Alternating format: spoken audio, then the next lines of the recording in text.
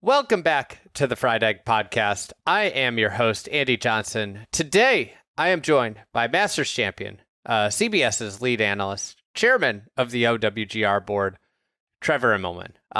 This is always fun to chat with Trevor. He'll be back on this year regularly after majors, and it is always just a pleasure to chat golf with such a marvelous golf mind.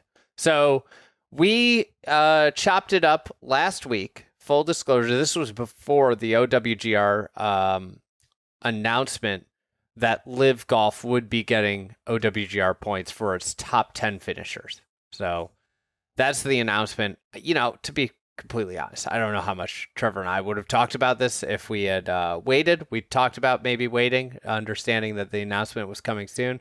But I think this worked out better. We talked just kind of about the upcoming golf season, and it was really fun. Obviously, they had their first telecast at Torrey Pines, and we talk a little bit about the new CBS kind of configuration of personalities, as well as Johnson Wagner coming on, and then the golf. So I hope you guys enjoy this. As always, big thanks to Trevor for the time. And before we get to Trevor, let's talk about our partner, MobJack.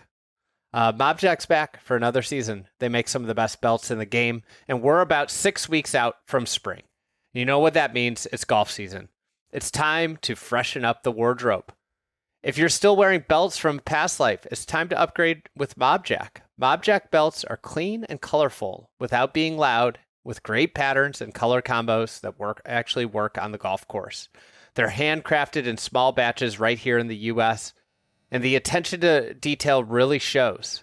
They are also made with fade-resistant material, so whether you're playing in the Florida sun or sweating through summer rounds, the colors hold up.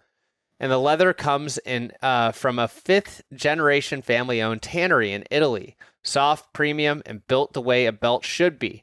MobJack's been a great partner of ours, and it's been awesome watching them take off. So right now, Fried Egg listeners can get 15% off with the promo code FRIEDEGG. No spaces. That's Fried Egg. It's the best discount they offer outside of their holiday sales. These are premium belts, and I wear one of mine basically every day. Head to MobJack, that's MOBJAK.com. There's no C in that, MOBJAK.com. Use that promo code FRIEDEGG to get 15% off. Thanks to MobJack. Let's get to Trevor Immelman.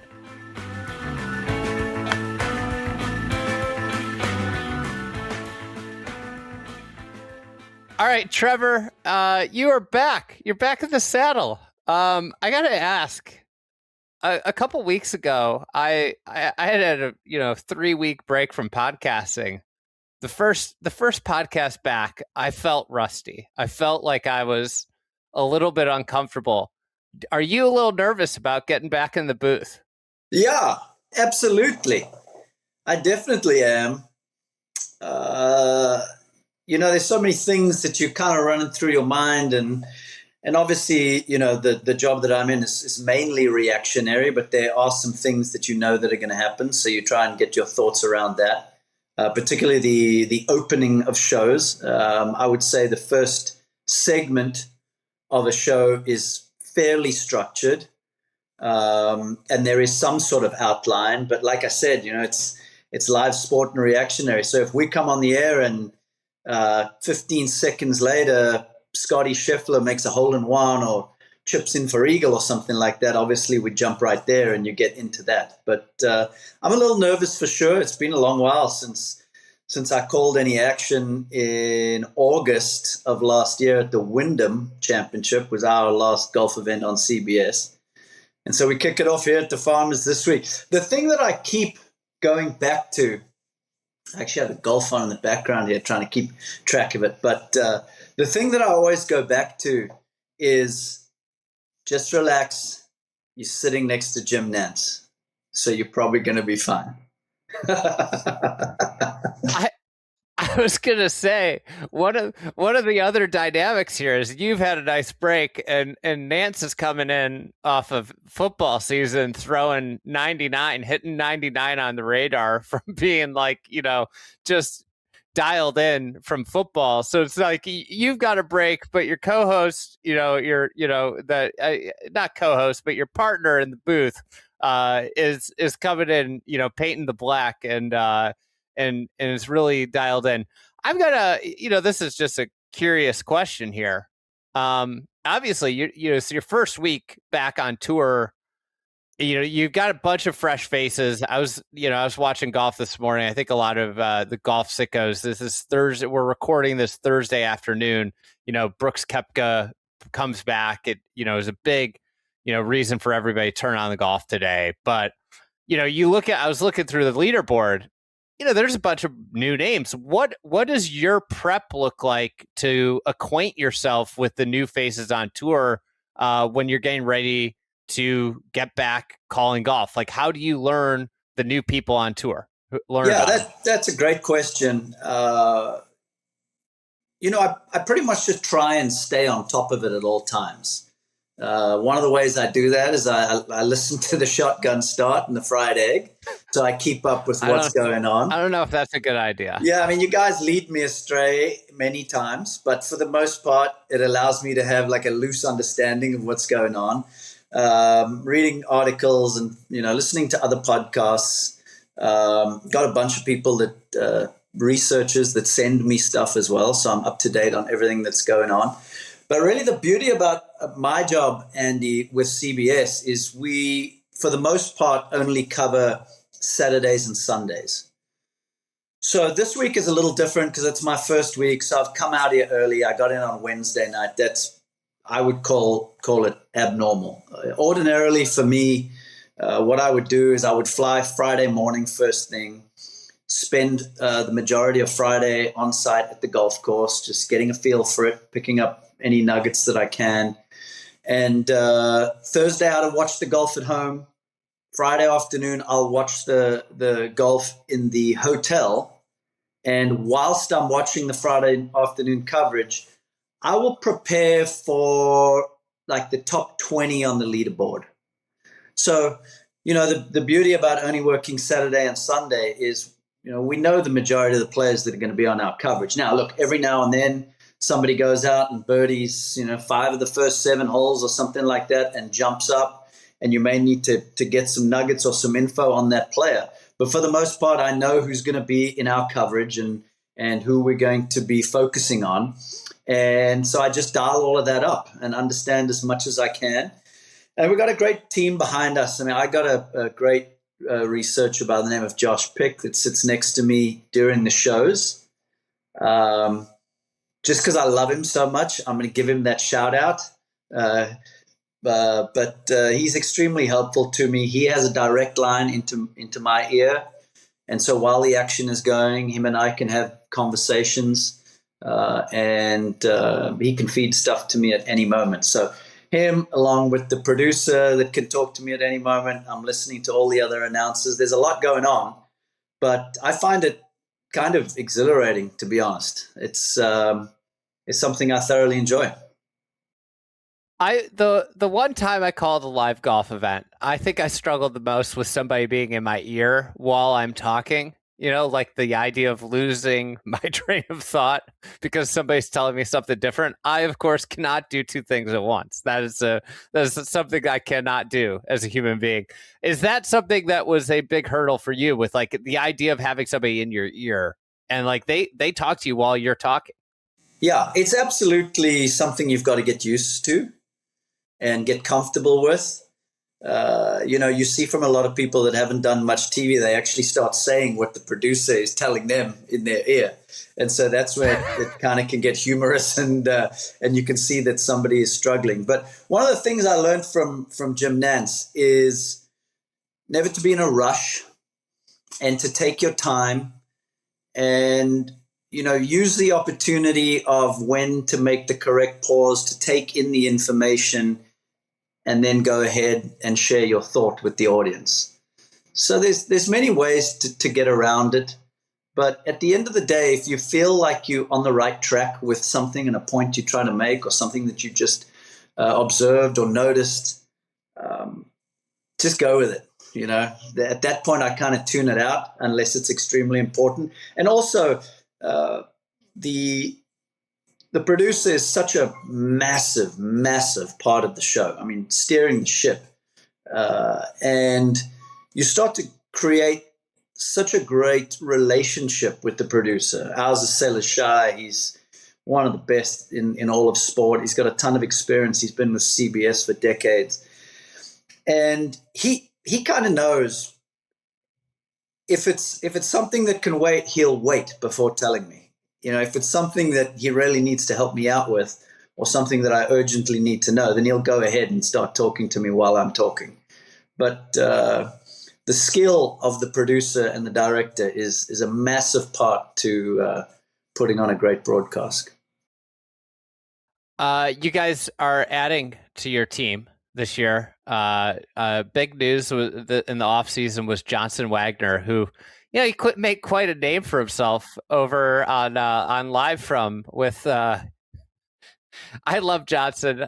He would go out and do these ridiculous things. My favorite was when he was pelting golf balls into a bank to show, where something might go. That was at the Players. I remember I asked him.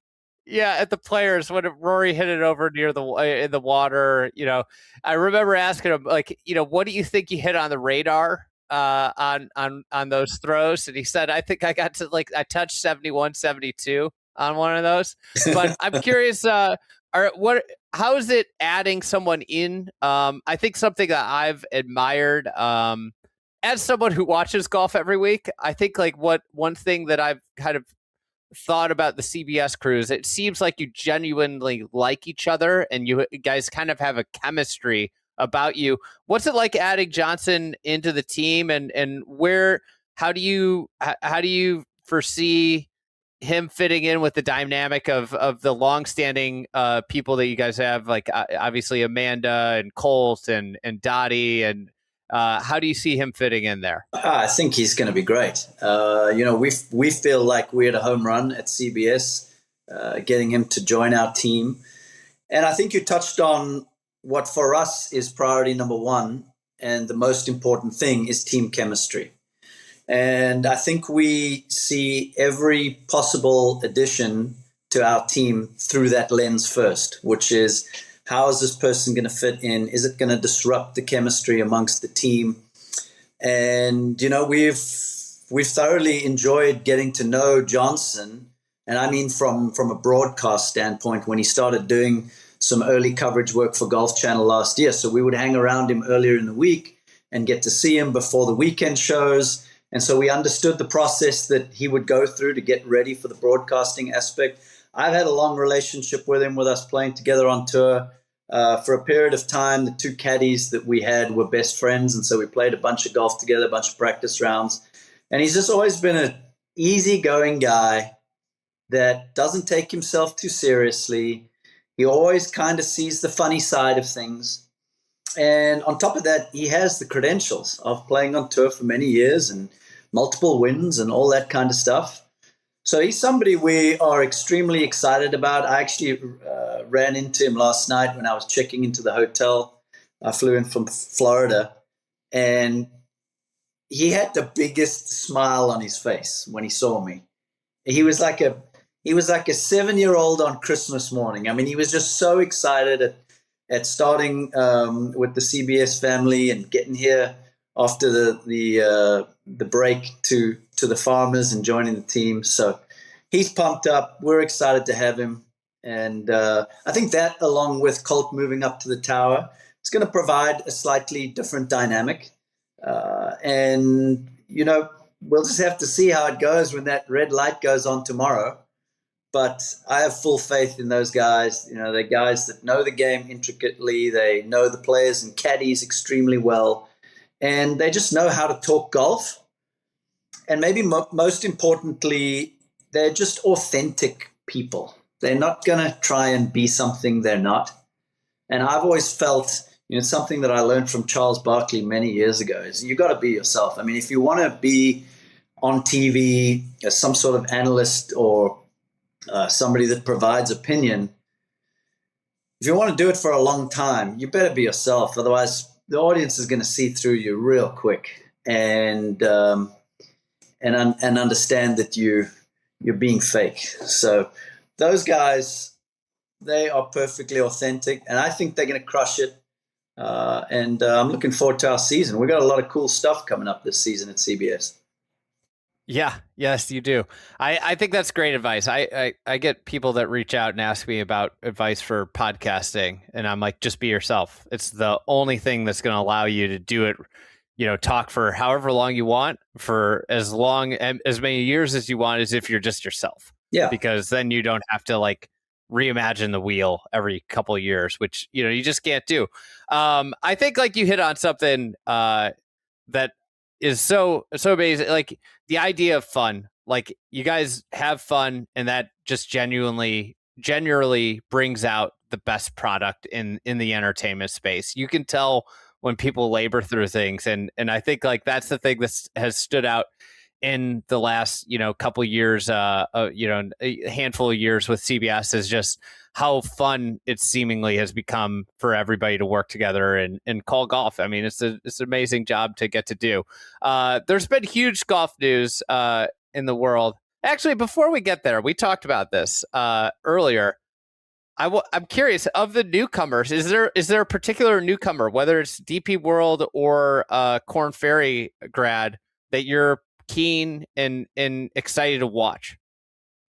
Well, a couple of guys that I'm keeping my eye on. One might not be as much of a newcomer, and that's Thor Bjornsson, Michael Thor Bjornsson. Yeah. I was impressed with what he did last year. He's got a really cool vibe about him. I love the way he carries himself. I love his golf swing. He hits it a mile. And, he started to really play some good, solid golf last year. And I feel like, at 24 years old, he still has such a long runway. And now that he's got some experience under his belt, he's in a cool spot to really kick it on to the next level. And so he's somebody that I'm keeping a very close eye on. Somebody from the DP World Tour would be Marco Penge. I was actually watching him warm up this morning on the range. And when he gets to that driver, man, it's a little different. It's coming out there quick, and it's got a really solid ball flight. And so it's going to be interesting to see how he adjusts. I mean, we've seen players come from other tours and be rookies on the PGA Tour, and it's a big adjustment. This is by far for me the most competitive tour in the world, with the most depth. And when you're somebody, and I say this as another international player, when you're somebody that has to leave what you're used to, leave what you're comfortable with, move to another country, get surrounded with all of those life aspects of moving yourself and your family or your wife or your girlfriend, whatever it may be. And then on top of that, you're playing on this super competitive golf tour. You're having to learn new golf courses. That is a lot to handle. And then for him, you throw in there that he's changed all his equipment as well. That's another thing that he's trying to figure out here on the West Coast to make sure that everything is operating the way he would want. So there's some variables there. But when you just talk about pure raw talent, this guy has it in spades. I remember watching him for the first time last year at the Scottish Open when he was in the hunt down the stretch. And I was like, golly, this kid is good. And so I look forward to seeing what he does. And I think if he has some good finishes, the American fans are going to fall in love with him because he's got that something different. He's not afraid to engage. He's not afraid to tell you what's on his mind. And I think American fans get a kick out of that. I mean, we saw it this week with him opening up about how he didn't get, his first PGA Tour press conference. He's talking about how he didn't get into some clubs in Florida he was trying to get into. I know. You should have kept It's that to yourself. It might be even harder now. yeah, a little unsubstantiated rumor. This is bringing a little shotgun start to this show. Is he showed up to one interview in a t-shirt, so that could have been part of it. So, but Oh man, that's funny. I'm glad he found a home at Old Palm. I'm really excited. I mean, he with what has happened, in recent years with the DP World Tour, it does not get enough shine. But he was outstanding on that tour last year, and I think if we've seen for the most part, if you dominate a tour, you usually come out and have success on the PGA Tour. You think about the likes of Sung J M. He was unbelievable on the Korn Ferry Tour the year leading into his rookie year on the PGA Tour. Awesome. Scottie Scheffler, unbelievable on the Korn Ferry Tour. Comes in and now we know where he is. I think in that mold too, you have to look at like Johnny Kiefer, who put together an incredible Korn Ferry Tour season. And that's one player that I'm excited to see a lot more of this year on the PGA Tour and kind of see how he stacks up. I think it's an amazing time. I kind of I think you're going to lament that not one of these younger players has really separated themselves and is this is the guy, or could it, but it also is this fun of there is a truckload of young talent that's very promising, and this year it feels like is going to be the year where one of them or two of them or a couple of them separate from the pack, and it's okay, this is kind of the next group of challengers to the the Scottie Xander generation. Yeah. No doubt about it. I mean, that's a great call on Kiefer. What a season he had. It's so delicate. It's so delicate, this game. And when you play it for a living, I think that's why all of us at some point go just completely crazy. But it's so delicate, and these guys, all these guys that you just mentioned, the guys we've been talking about, they have so much talent. And really at this point now, it just takes that little scratch of belief, that little touch of confidence where you pull the right shot off at the right time, or for the first time, like you look at Blades Brown last week, drawn with Scheffler all of a sudden in a final group. And he would have hit a few shots during that day. Now, he may not have competed exactly how he would want to, performed exactly how he would have wanted, but there would have been a few shots during that round where he may not have been feeling perfectly comfortable with everything that was going on around him, but he still managed to pull that shot off. And little things like that, you start to stack those little pieces of confidence and belief on top of each other, and you just never know which guy is going to jump out at which moment. I mean, there is so much talent out there, and it's so highly competitive. It's kind of insane.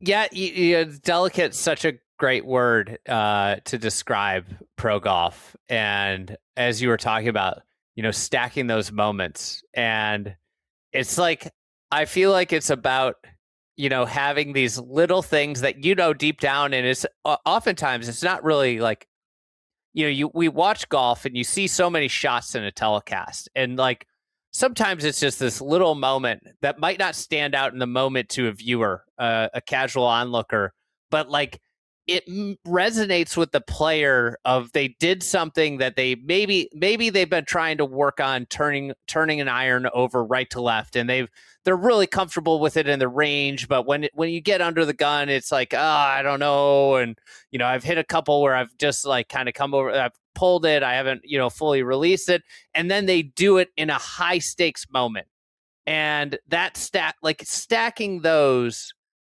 But then on the other side, it's so delicate in the sense of where if negatives creep in and outweigh the positive moments, it can go south so quick. And I think that's the fascinating thing this year, and really as we move in the next 5 years of Scottie Scheffler, and it's obviously the biggest story in golf. Scottie, seemingly at this point, after the last year and a half, 2 years, I can't think of any like negative memories being in there. What are your expectations for Scottie this year? He's obviously 1-for-1 as of now, winning at a golf course in pretty dominant fashion. With, I would say, probably without his A game. I don't think he looked like he was super dialed in. And it's a golf course that's traditionally hard to pull away from people at. So what are your expectations with Scottie in 2026? And I'd love to hear also on top of that, like, what are your potential roadblocks to Scottie, and winning, as much as people you can kind of get your mind to think. Yeah, I mean, the only roadblock that I can think of would be getting to and from the golf course safely, to be honest. I mean, when you mention you can't really recollect any negative moments on the golf course, I can't really either. When I think of Scottie Scheffler, I just keep thinking of Bennett and Meredith running out onto the 18th green because he's won again. It felt like, a third of the tournaments that we covered last year, he won. And really for the last 3 or 4 years, that's been the case. I gotta say, I don't know if golf fans have ever gotten to see the progression of a sub 2-year-old so regularly as Bennett coming on. Like, it's like I've got my brother-in-law just had a kid, and I get pictures like once a week of him. It's seemingly what I get of Bennett, because he goes on TV once a week. I know. We well and truly have watched him grow up in front of the camera. Yeah. That's how often Scottie is lifting the trophy on Sundays. But yeah, it's I don't even know if we can call it a heater anymore. This is beyond that. A heater is when a guy goes on a run and has 2 second place finishes and then wins 2 weeks later. I mean, this has been, since February of 22, all out domination of the sport. And the consistency of his greatness is really the thing that jumps out to me. And how, I said this on a media call last week, he reminds me of the ocean. He just keeps coming. The waves just keep coming, one after the other, never stops. And that's how I see Scottie Scheffler.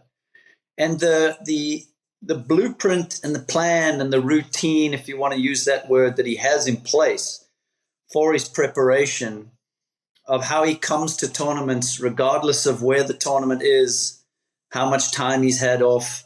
It's like he's completely wiped everything that's happened before that out of his mind. And he is so present in what the goal is for this particular moment and this particular week. And, you take a guy that has been the best iron player in the game for a few years now. He's, pound for pound, when you combine distance and accuracy off the tee, he's one of the best drivers of the ball. And he's turned himself into a top 20 putter in the game on tour. It's really hard to even imagine how people are going to beat him consistently. And you take last week that you just mentioned. In the past, how would we knock him if we were going to provide some constructive criticism? We would be like, this putting stroke looks a little funky, and every now and then he hits one out the heel and pushes it, and every now and then from 5 feet and in, maybe he doesn't look so solid. That is all gone away. In the last 2 seasons, he's turned himself into a world-class putter, and he has put an exclamation point on that by winning last week's tournament, which is the epitome of a putting contest, right? So now he's won major championships on different style courses. He's won the Open, so he's won in links golf. He wins on different difficult golf courses. He wins on firm golf courses. He wins on soft golf courses. He wins when it's windy. He wins when there are no elements and conditions. And, oh, by the way, Now he wins when it's just a flat out putting contest as well.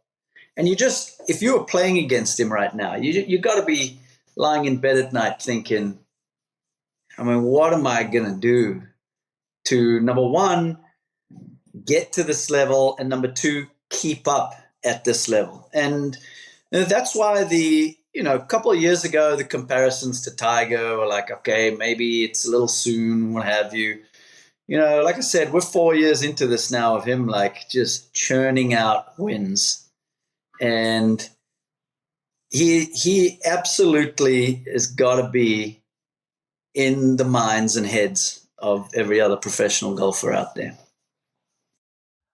I think like where him and Tiger, have now start to share a commonality in the sense, and I'd be curious, with your experience playing in that era, if you're in or around the lead and he's around there late on the weekend, it gets exponentially harder the further you get into a golf tournament. If you're at the top of the leaderboard, I feel like, to play above average tour golf. Like a lot of times you see these tournaments, and if you're in the lead, 71 will get it done. Like I can't, if I play average, I can get it done because of the 3 rounds I've stacked to get here. I feel like these guys now feel like if Scottie's around me, I need to go out and do something special on a Sunday, which is, if you're at the top of if you're 8 back, a lot of people do special things on Sundays, but if you're at the top of the leaderboard, that's the hardest time to do something special on a Sunday. And what Scottie's baseline level of play is above average PGA Tour level play. Like he just rolls out of bed and it's an above average round seemingly. And that pressure has to be insane. Mm-hmm. Yeah, for sure. I think that's perfectly stated. And you look at the entirety of his game. We've spoken about the weapons that he has, whether it be driving or iron play, and the wedge play that we saw on Sunday in that final round. The mental toughness, the self-belief, the comfort that he has in his own skin, like being himself, being Scottie Scheffler, and not finding the need to change for anybody else. He's so comfortable with who he is and the people that he has around him, and his family dynamic and his faith and all of that kind of stuff. Gosh, it's really, really hard to find a little crack that you can expose. We just spoke about all the different conditions and environments that he has won in, styles of courses. You add to that, when he's got the lead, he generally closes. When he's tied to the lead, he generally goes on and wins. And when he's behind, he's won a bunch as well.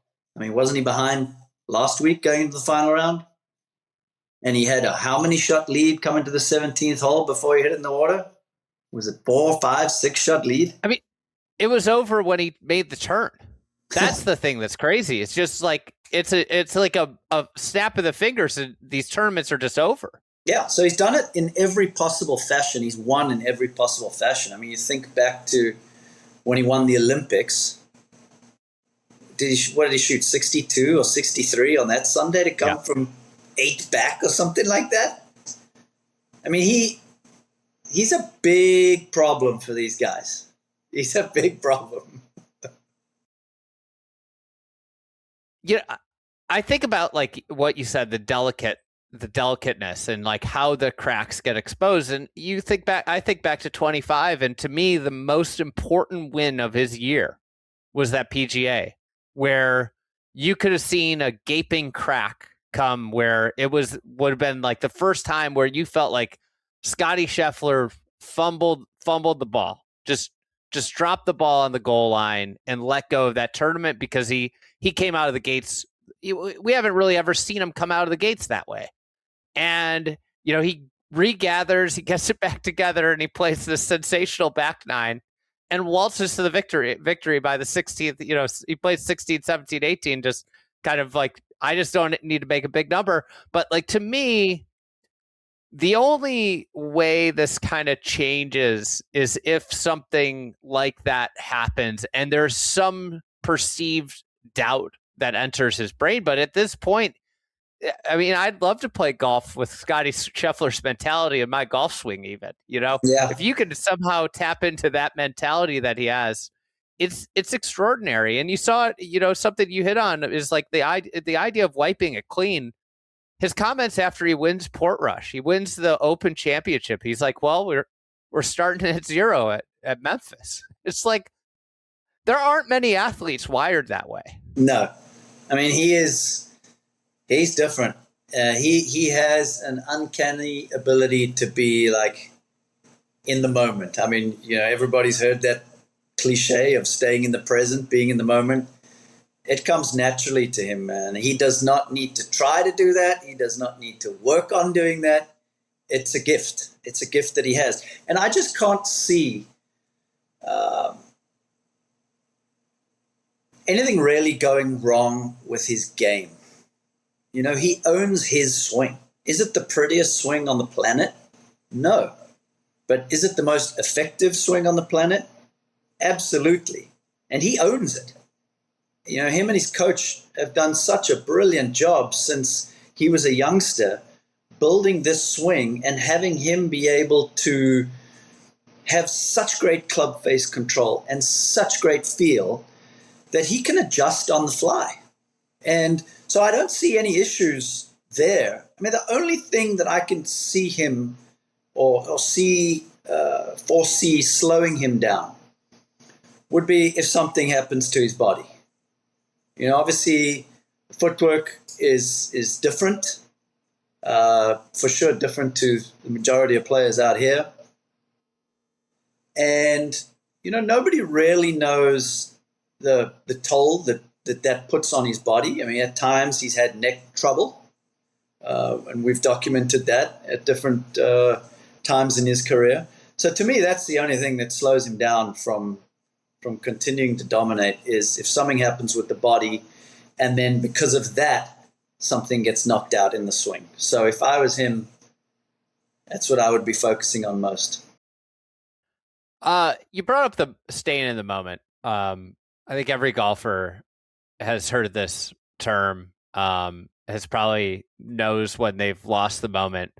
When you were a player, is there an example where you lost the moment and, being in the moment, and what were the things that you used to do to effectively stay in the moment? It would happen all the time. And I think as I got older, and maybe I learned this too late in my career when my skill set wasn't as good anymore. But that's a microcosm of life. yeah, exactly. Yeah, that's a good point. But I found, and I touched on this earlier, I found the harder that I tried to do that, the more difficult it became to do it. I think just understanding that we're all human, and crazy thoughts come and go, and just being able to have an understanding of that and being able to move through the different emotions that come with that, that becomes something that is very valuable as the understanding of that becomes deeper and deeper. And the thing that really started to fascinate me at a certain point in my career was I started to wonder why there were moments when I was like extremely nervous, like shaking, like feeling like every part of my body is just trembling with nerves and anxiety and fear. And even at times thinking to myself, gosh, like I am so nervous right now. People must be able to see this, right? And that's how like intense the feeling and emotion was. And then I would hit a good shot. And then there were other times when I felt so great and so confident and so happy with where everything was. And then I'd whip one out of bounds. And I was like, what? This doesn't make any sense. So, how much does it really matter? Maybe if you put the work in and you understand yourself and your game, you can hit good and bad shots from both of those mindsets. So just go out there and play. Go out there and be yourself and play and trust the work you put in, and what's going to happen is going to happen. Did you notice like a pattern? Were there any shots, specific types of shots that would bring that, kind of overcome with nerves out? I would say off the tee shots were probably my weakness. It was something that I was never really super comfortable with. I grew up small kid in a very, very windy part of the world in Cape Town, South Africa. And so my natural swing was built around flighting the ball down and hitting it low. And that was all fine and well with older equipment where you could really use spin to your advantage to be able to get that ball to hang in the air. But as the equipment started to change and everything moved to high launch with lower spin, that didn't really fit my wheelhouse of my swing of liking to hit down on the ball. And so driver in particularly was my weakness. That was probably when I was most uncomfortable. But then as soon as I got an iron in my hand, then all of those things I just referenced worked in my favor.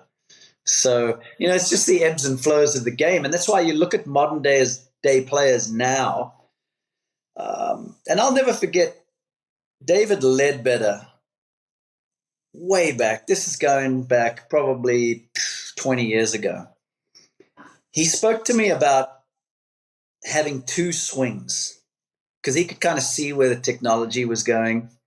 And it was something that him and Feldo had actually experimented with way back in the 80s and 90s, of having like a driver swing where you hit up on it to maximize distance, and then having another swing where obviously if you want to be a great iron player, you need to have more of a descending blow. And we've seen that play out. I mean, that's what you see from these guys out here now. I mean, they'll be hitting irons and taking massive divots, and the next thing they stand up on the tee and they're hitting up on it 3, 4, 5 degrees to be able to maximize that. And so it's kind of different skills that the modern day players had to learn.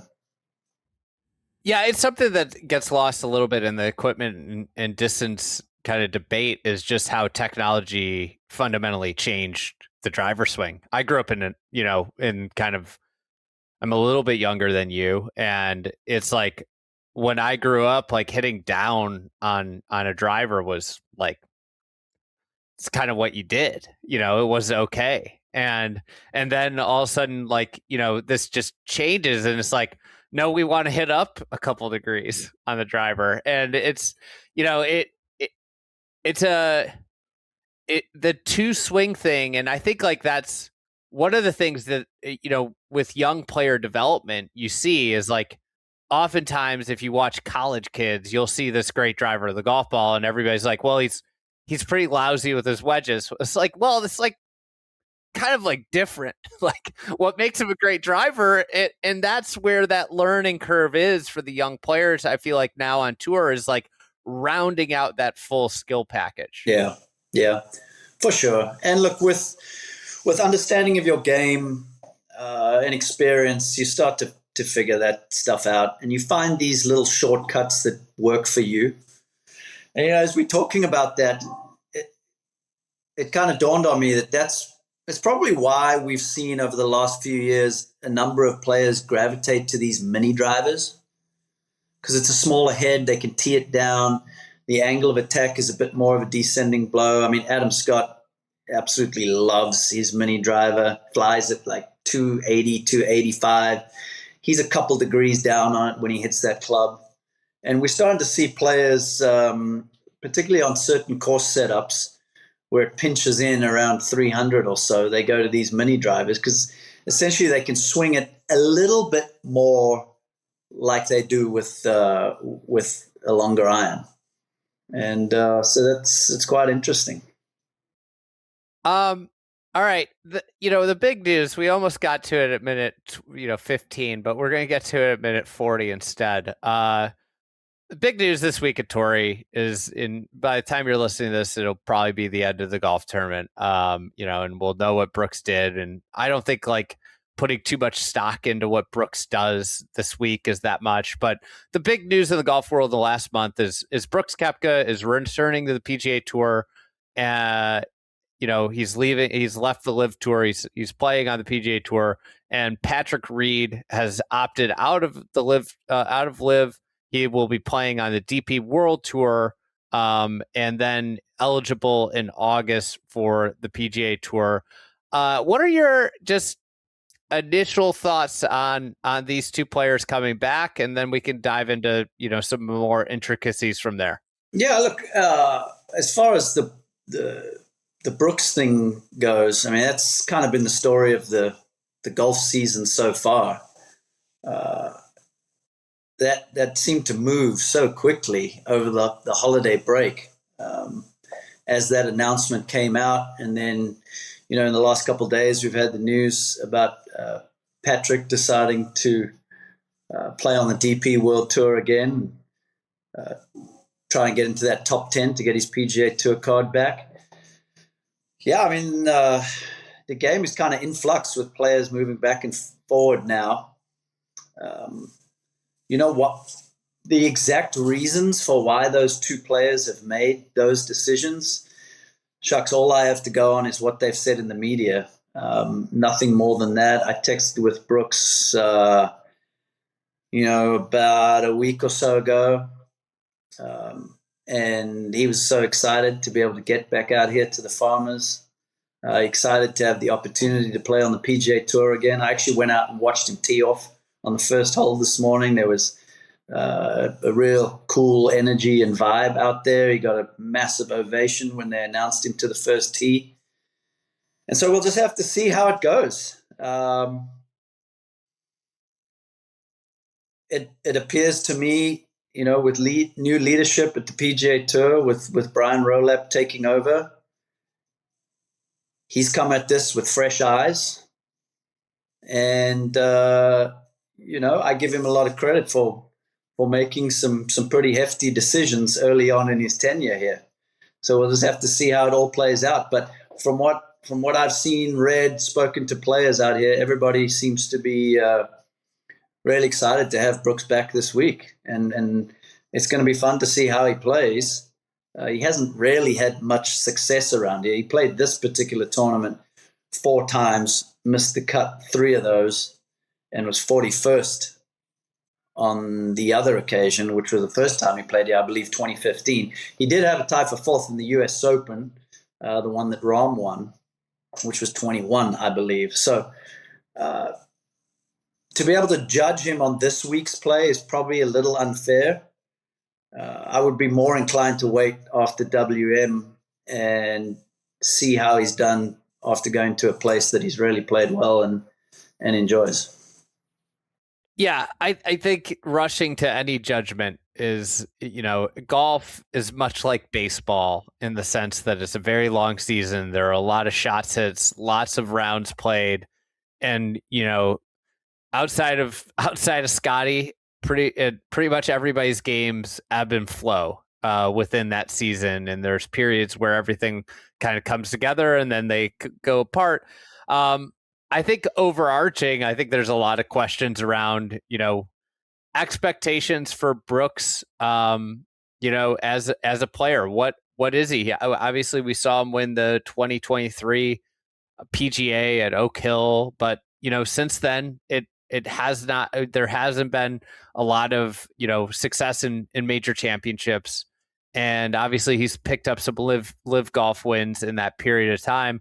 But I think that's kind of the big question is, if you were kind of, in a position of handicapping it, where would you expect him to fall, knowing his, limitations of what events he can and can't play based off of, having to earn his way into all the signature events.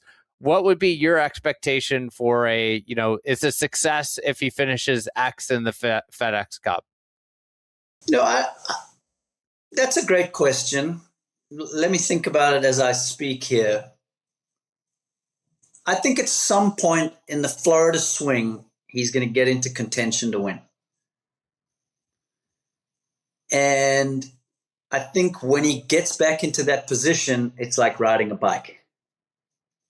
All those great memories, the 5 majors, the times he's won out here, the times he won on Live, all of that stuff's going to come flooding back. And we've seen how when he gets that little bit of swagger and plays with the chip on his shoulder, I mean, he's a force to be reckoned with.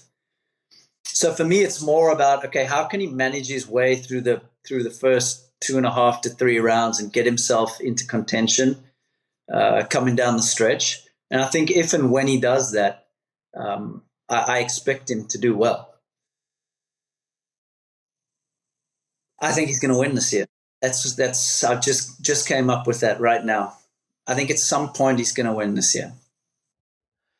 Yeah, I kind of am there too. I think there's too much. There's just that, as you said, it's like riding a bike when you get back in contention. There's also like something that will click in his mind of like, oh yeah, I'm better than most of these guys. Yes. I thought that like when we were talking about peak Brooks Koepka, when he broke down how majors aren't that hard to win, based off of like, I only really have to beat, 10 or 12 guys.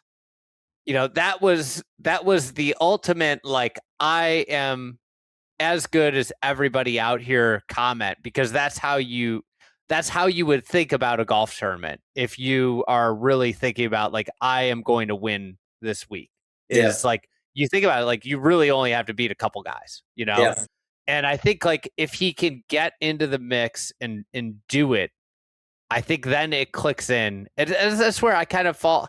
I just wonder about like the week to week. Like to me, one of the big questions, like he's never been a week to week golfer where like he just turned, like we just talked about Scottie and the wiping clean. That's not Brooks, there. And I'm curious to see, can he play enough good golf? Because we've seen like making it to the top 50 and getting into these signature events is not a layup anymore, which I think is good for the tour.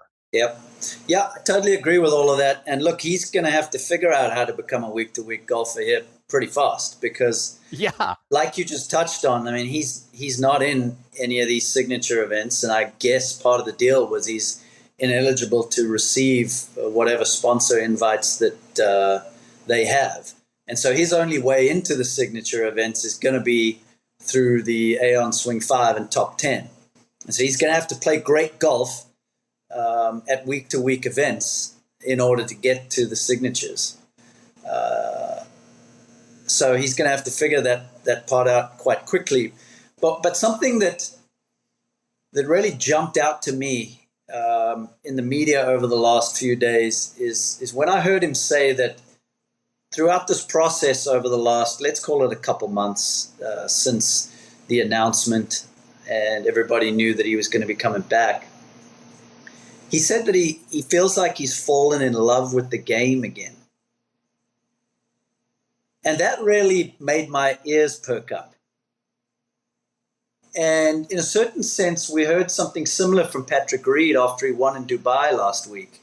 He said, I really missed the grind and I missed the dogfight. I enjoyed feeling like I was in a dogfight out there today. And number one, that shows the competitor he is. But you got to have that deep-seated love for the game and for competing, and for me to hear both of those guys say that, I definitely took notice. And so I'm just like everybody else. From a CBS standpoint, are we happy that there's a 5-time major champion that could be on our coverage on the weekends on the PGA Tour? Absolutely. We're ecstatic about that and looking forward to it. But he's got to make the cuts and get to the weekend first. And so we'll see how how all of that plays out. But I'll go back to what I said earlier. I think once he gets that little sniff, that little taste, it's all going to come flooding back to him, and be a pretty cool story if he wins this season. Those comments, and this isn't me trying to swerve to dump on Liv here, but I think those comments, you saying them, kind of jogged my memory. I believe it was Eugenio Chacarra who said, something along the lines of like, with Liv, like, it's just money. It's just at the end of the day, money. And it's like that dog fight. As he said, is.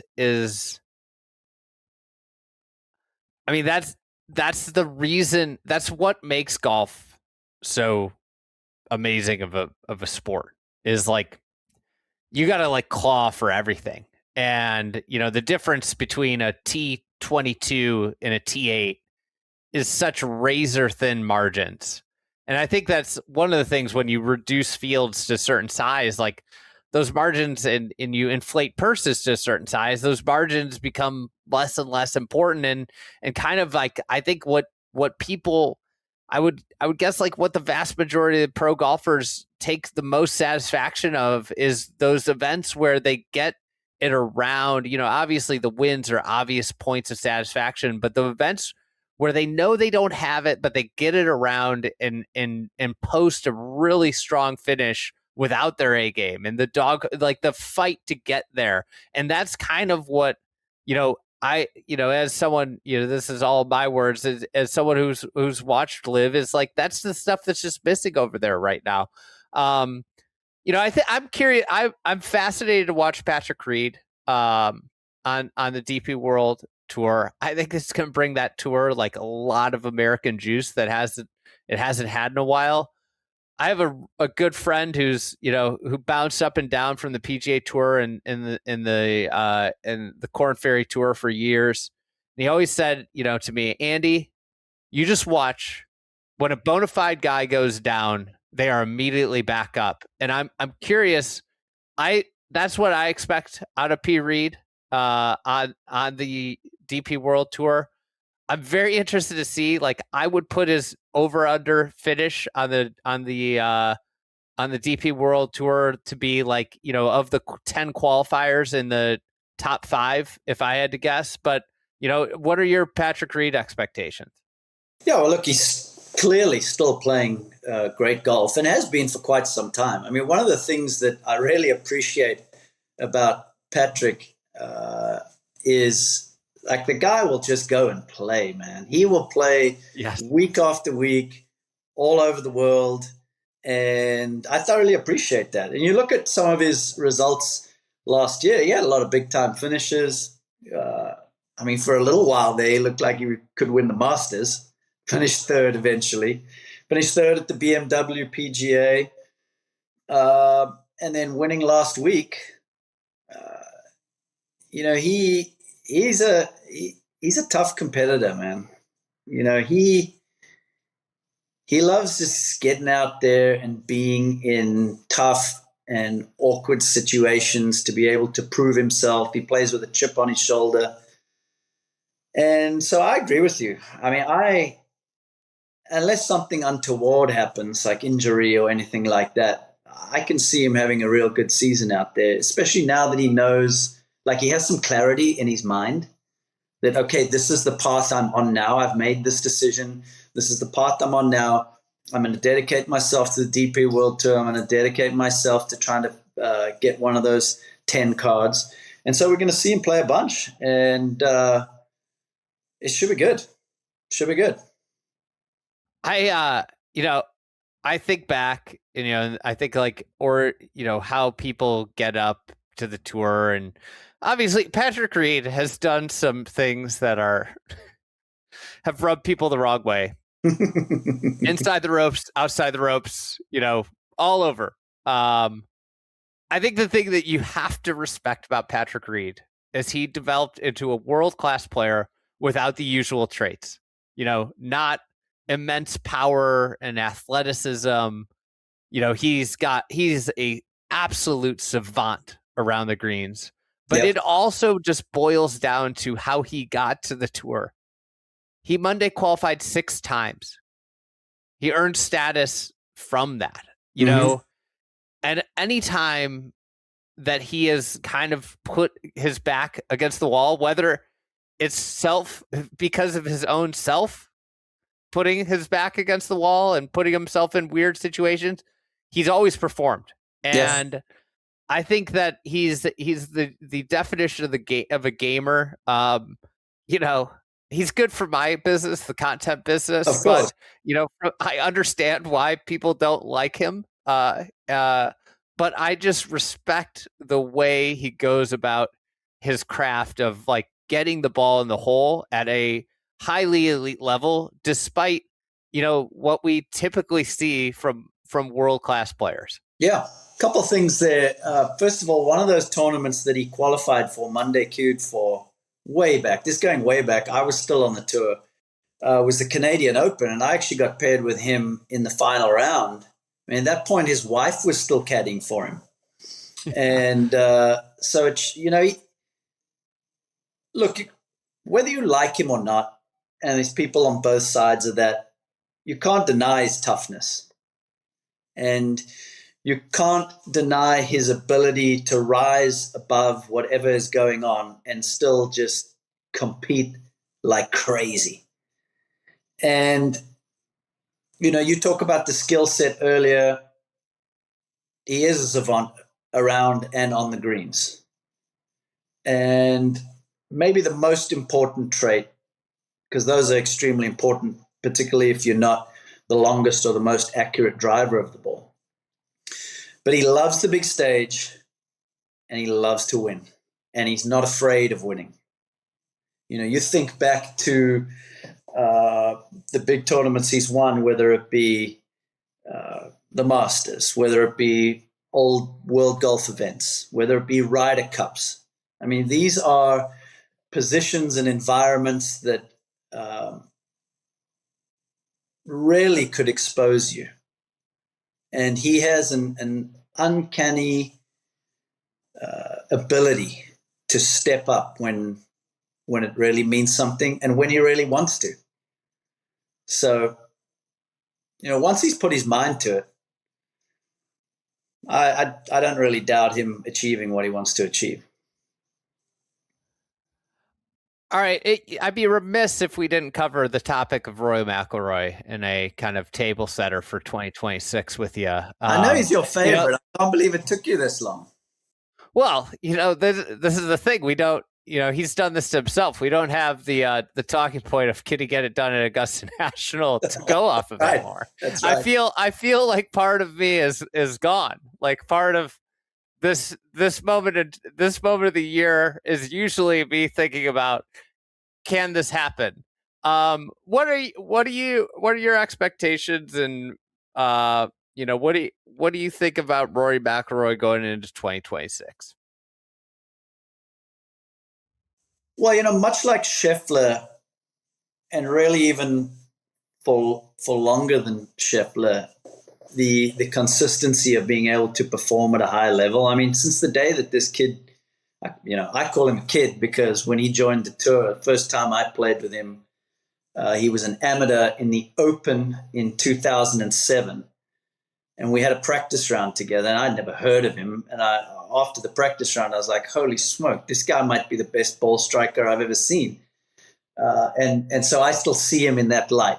So excuse me for that. He's 36 years old now. But ever since he stepped onto the tour and into the professional game, he's been at the top level. And he's really never wavered from that. And you start to put that in context of guys like Ernie Els and Vijay Singh and players that really were able to stick around for a long time and be great. Phil Mickelson would be another one. And now that he's completed the Grand Slam, I mean, that's the most elite list in our sport. You think about last year and how incredible a year that must be for him. You think about Pebble, winning at Pebble, the Players, in the playoff, the Grand Slam at the Masters. Think about him winning at home at the Irish Open, the Ryder Cup, winning on American soil.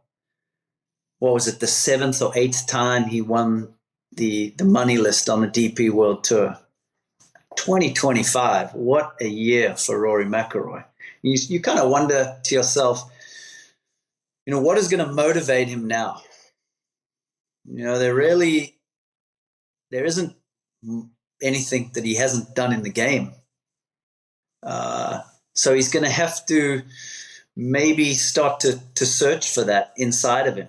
Does he want to win more majors than Nick Faldo, who's got 6, and firmly cement himself as the greatest European player of all time? Does he want to try to get to double-digit majors? Whatever it is, it's going to be fun to watch him. Just like Scheffler, the thing that I've been so impressed with is how he's turned himself into a world-class putter. I mean, he was a top 10 putter on the PGA Tour last year. And so you add that to the other skill set, the power, the way he drives the ball, how great he is with long irons. I mean, he's a pretty dominating presence. And where he is different to Scottie and a bit more like Tiger is wherever Rory goes, there's juice. There's like massive, the fans are excited. Everybody wants to see him. People are screaming for him. They want to be in his presence. They want to watch him play. Like, he invokes raw emotion from people. And so that's fun whenever we get him on our air, because, in all likelihood, something crazy is going to happen. He's either going to stiff a 4-iron from 250 yards and hit the shot that's the best shot you've seen all week, or he's going to dump a wedge into Rays Creek from 80 yards. And you're like, what on earth was that? He makes you feel something. Rory McIlroy does. And so I look forward to seeing him play and seeing how he backs up that amazing 2025. All right. Before we get you out of here, we're gonna hit. You've been a good prediction maker, so we're gonna put you on the spot here. How would you predict the majors this year, winners? Oh. And then any other predictions that you've got kind of circled here? I actually haven't thought that far out yet. I've been preoccupied with some other things. I haven't thought out as far as the majors.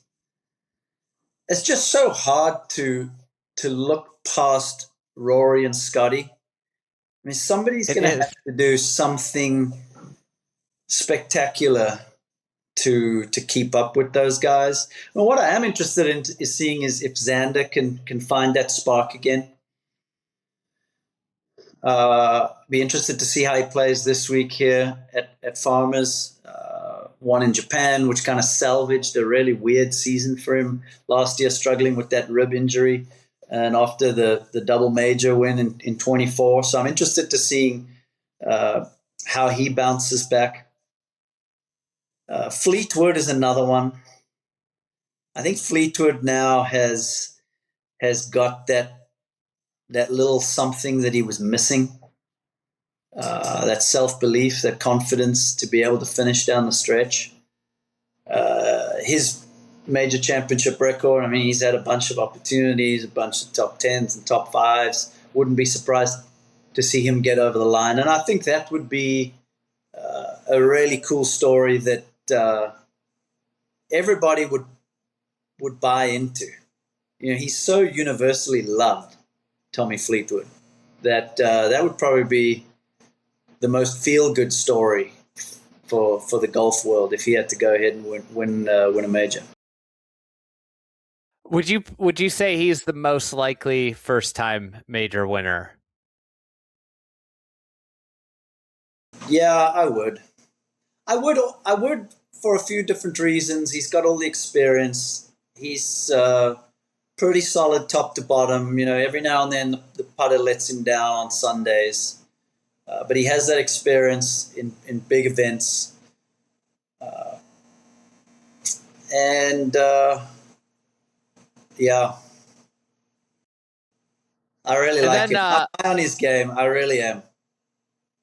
I mean, the analytics people, Joseph Lavagna says that you could make the case that he was the second best player in the world. I mean that wouldn't surprise me. I could go with that argument. I think the other thing that makes me think that he's gonna burst through that major championship door any moment is his game is suited to all four majors. Would I be surprised if he won the Open on a links course? No. Would I be surprised if he won the Masters with his iron game? No. Would I be surprised at Shinnecock? No. He's played well there before. And would I be surprised in a PGA Championship setup and at a Ronimink? No. I mean, we go to any major from here on out, as long as he's playing. His game fits into most venues. For any kids, you want to get that way. Just become a supreme driver of the golf ball and iron player. And then, you can see yourself winning anywhere, basically. Yeah, that's very accurate. That is the truth. The last thing, how do you think the schedule will shake out? And what are your thoughts on a proposed smaller schedule? Man, I don't know, Andy. I don't know. I think this. You like that last throwaway question? No, and when I say I don't know, it's just all speculation right now. There's been a lot of stuff reported in the media. Who knows how much of it is true? And so I would be hesitant to go ahead and say what I think it's going to look like, because somebody may listen to this podcast in 6 months and, you and I look really foolish. So I don't really want to speculate with what it's going to look like.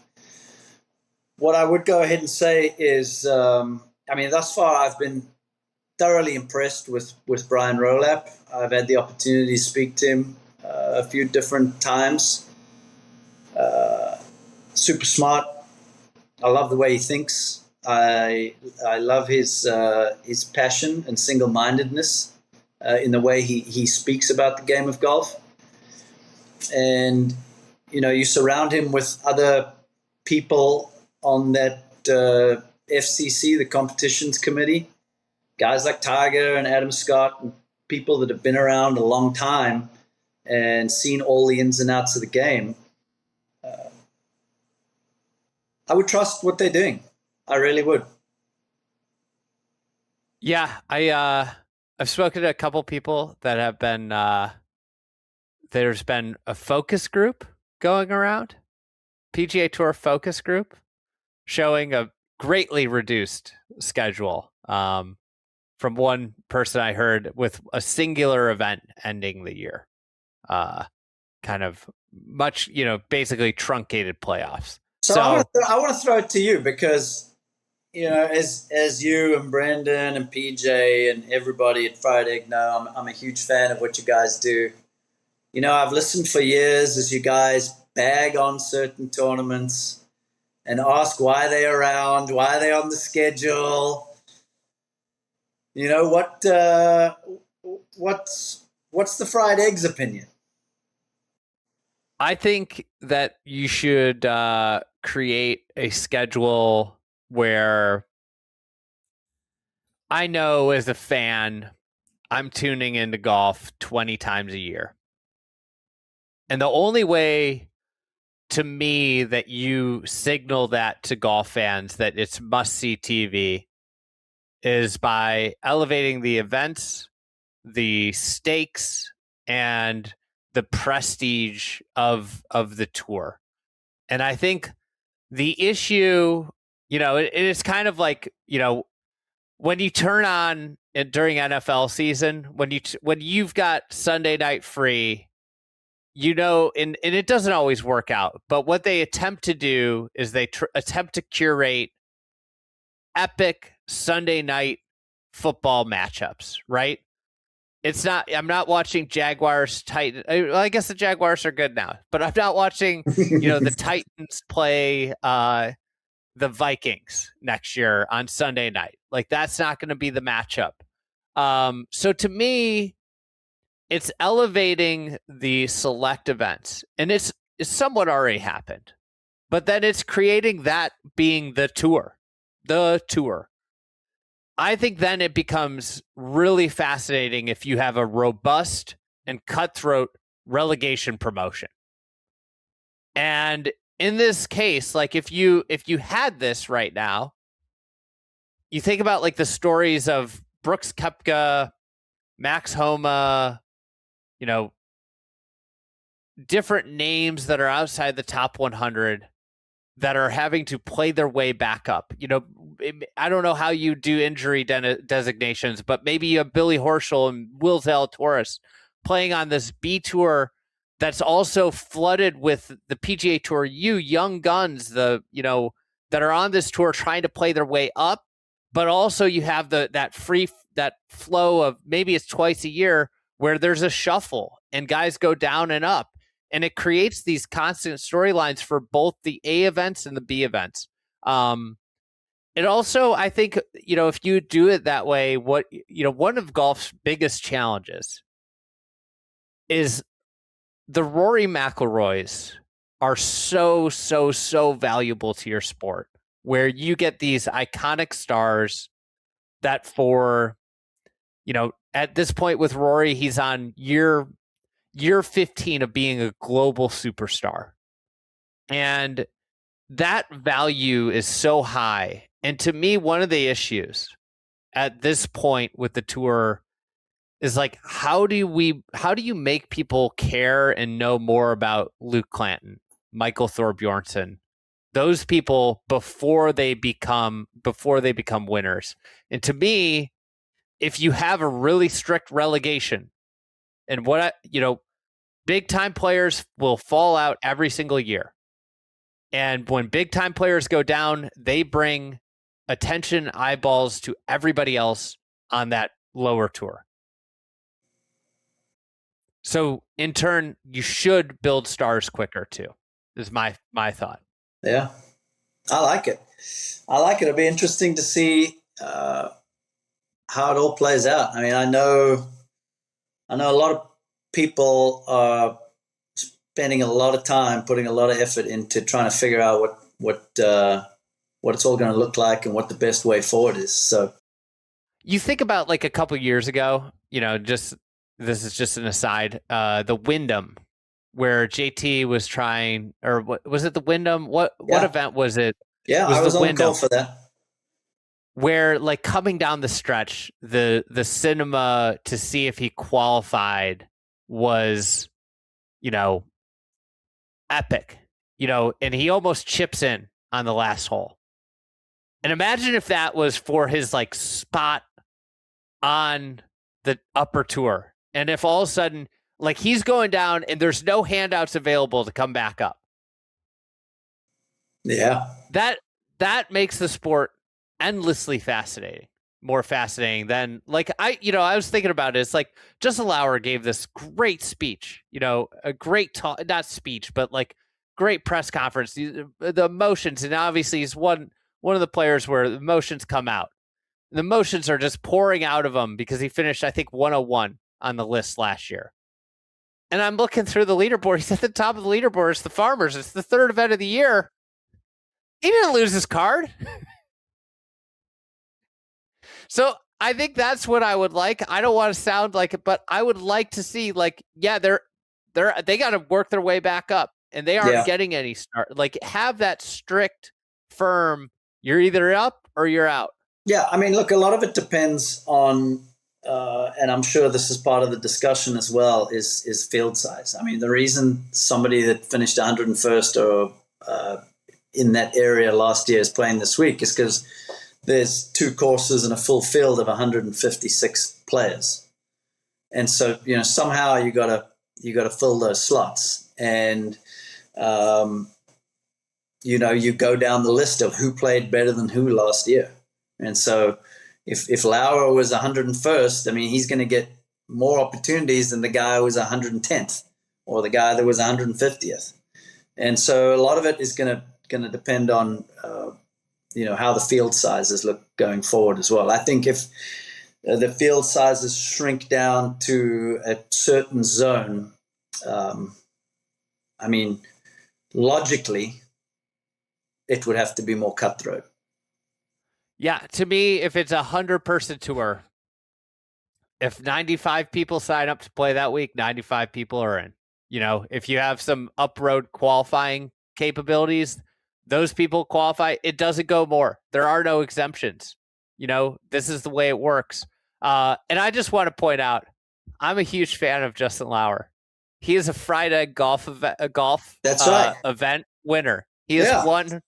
He's won on the hardest tour to win on. Trevor, you're a Masters champion. You haven't won on the Friday golf event tour. No, it's the hardest tour to get in, that's for sure. But, I don't know if you threw out 100.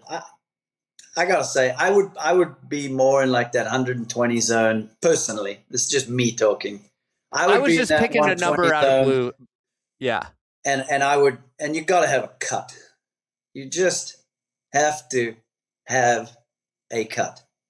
Got it. Completely agree. That's the area that I would be looking towards, but I'm not in that. To me too, is like if you're in a certain number on like Korn Ferry, maybe it's number 1, maybe it's number 1 through 3. They get up to the top, and 1 or 2 on the European tour, like whatever.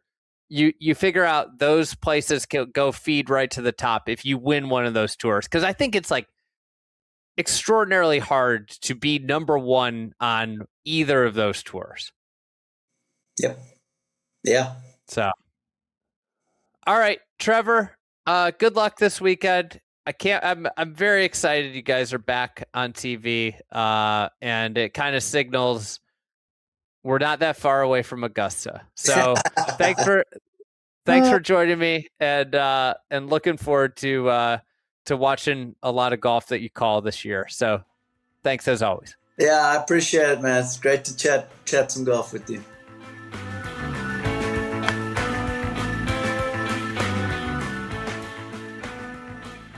All right, big thanks to Trevor Immelman for coming on, and big thanks to PJ Clark for editing and producing this podcast. We will be back next week. Looking forward to chatting again. I think the pod's off to a great start. I hope you guys are enjoying it as well. So we'll be back next week. Thanks.